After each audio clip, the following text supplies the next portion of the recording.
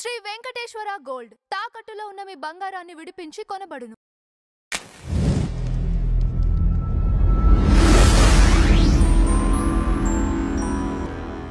జనరల్‌గా సైంటిస్టులు సనాతన ధర్మాన్ని నమ్మరు. లేదంటే దేవుడిని నమ్మరు. యెస్.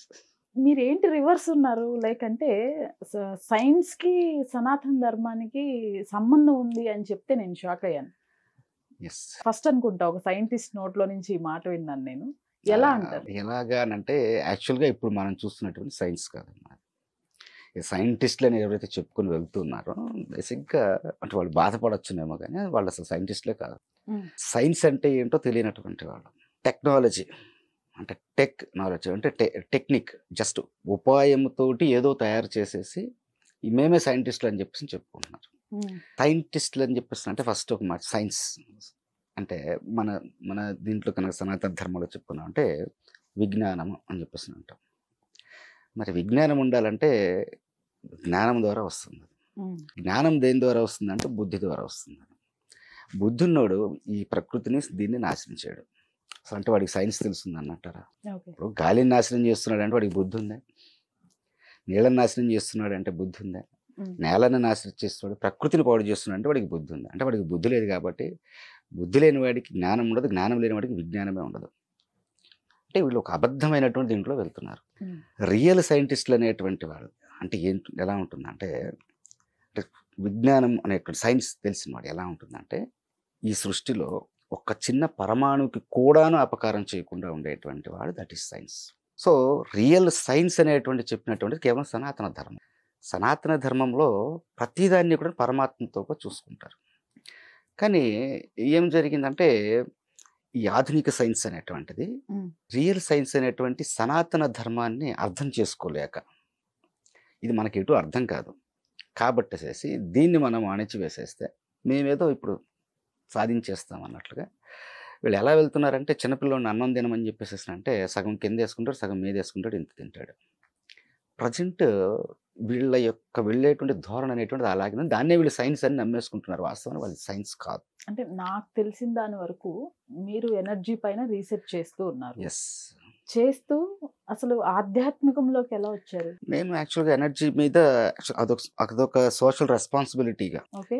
అంటే నేను ఇంతకుముందు లైట్ మీద రీసెర్చ్ చేశాను. తర్వాత నాకు ఒక ఫ్రెండ్ తగిలి సంతోష్ నువ్వు లైట్ మీద రీసెర్చ్ చేస్తే ఏం ఉపయోగం ఉంది, మరి రాబోయేటువంటి 30-40 సంవత్సరాల్లో అసలు కొన్ని దేశాలే ఉండవు, ఇలా అయిపోతుంది, కొన్ని మంచు కొండలు కరిగిపోతూ ఉన్నాయి, సముద్రాలు అనేటువంటివి ఎగిసిపోతున్నాయి అవి.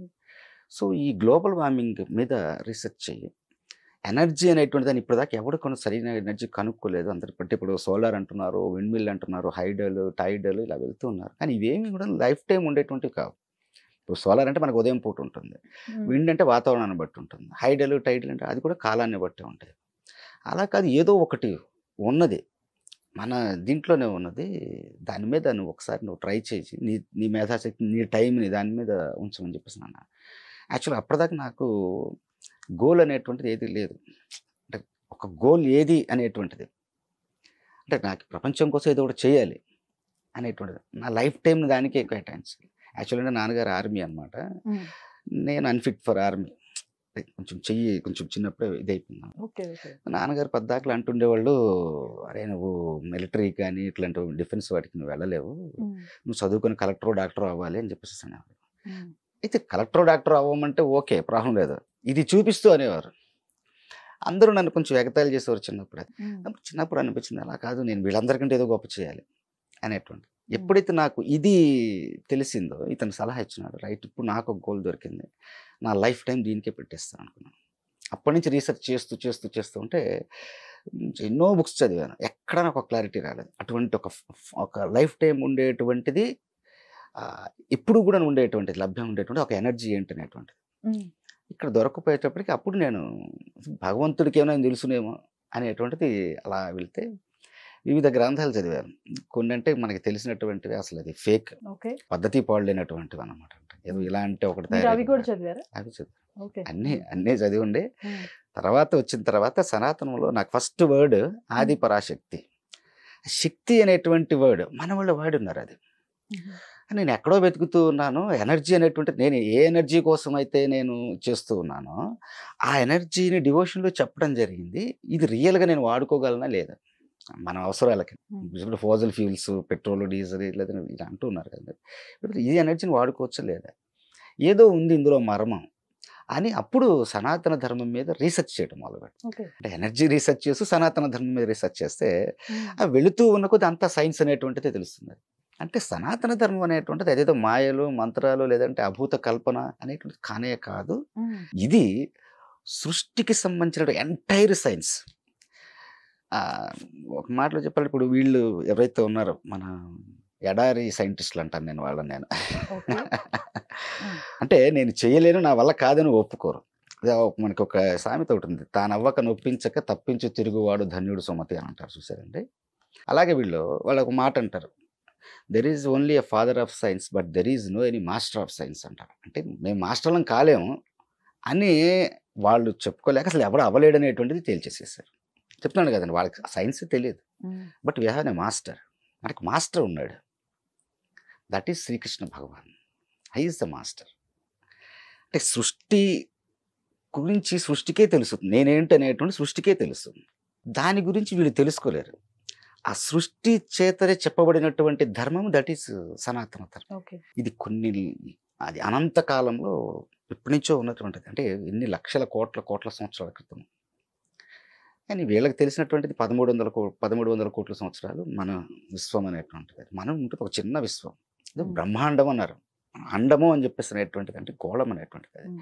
సో అట్లాంటి బ్రహ్మాండం అనేటువంటి స్టార్టింగ్ సెకండ్లోనే నేను ఫలానాగా ఉంటాను, నాలో ఉన్నటువంటి సమస్తం ఇలాగా ఉండాలి అని ఒక రూల్.